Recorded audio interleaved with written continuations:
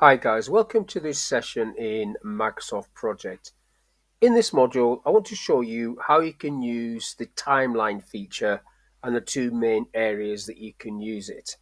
So on the screen, I have a set of project plans for different people.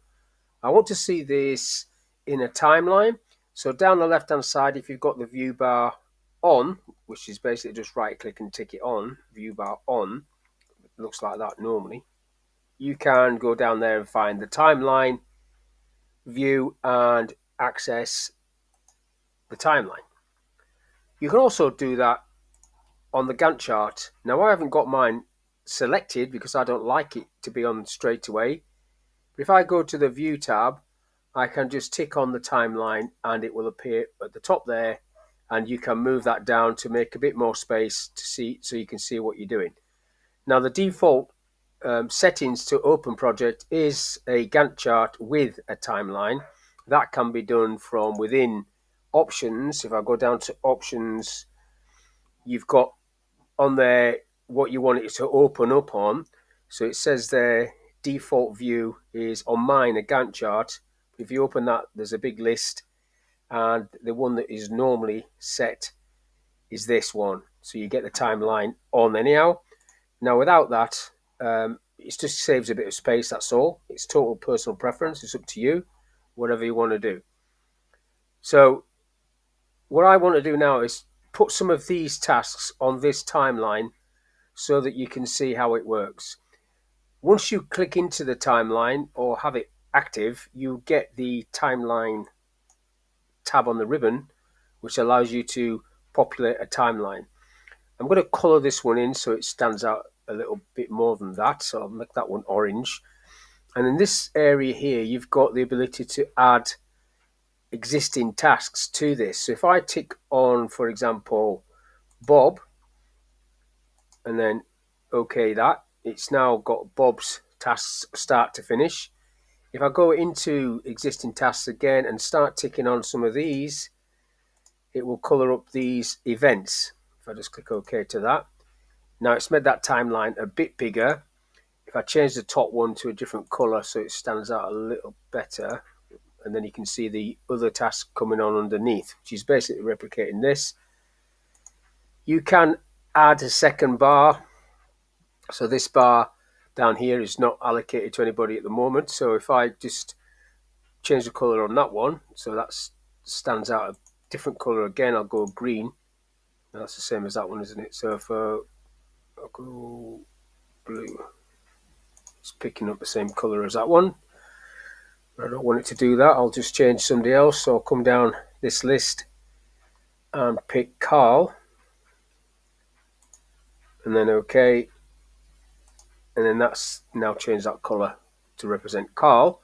And then again, you can go back into existing tasks and select some of the tasks for Carl. So ticking on these first three, so they sit in there, OK, and then you can see them coming underneath like that. Now you don't want them all on there because it gets a bit cluttered, and you can also change the actual date range of these second and third and fourth different time blocks that you want. So I might want this to start, say, on the 1st of October and end on the 29th of October, for example. OK, and then that will now react to whatever time frame I've set. So if I keep adding extra time blocks, obviously this is now taking over the screen a little bit. And on this one, I want to add one of the other people. If I come down further, you've got other people in here. I think Anne, yeah, Anne.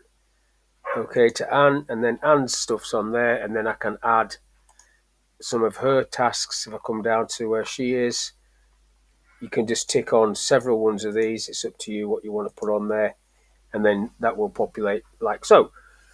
Now you can also copy this timeline or a timeline, whichever one you've got. If you wanted to post that somewhere else, paste that somewhere else, you've got these options here where you can do the same sort of thing.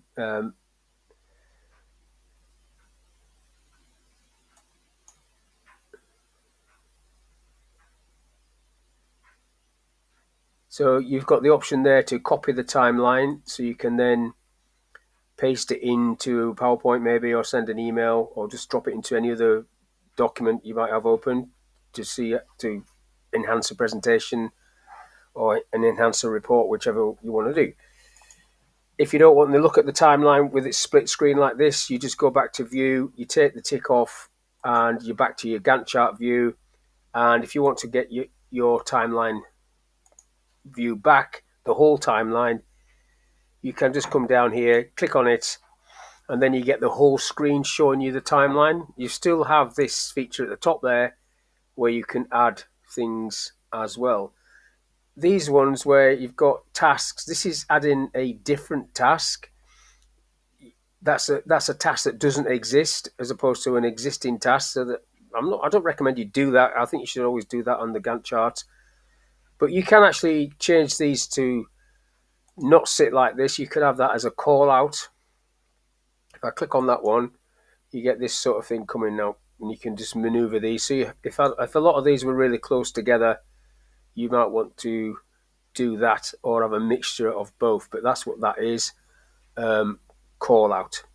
So that's all I want to talk about in this little video, how you can use the timeline feature either on top of the Gantt chart or as it is now as a full screen. So hopefully this little video is of use. Thank you for your time, and I'll catch you on the next one.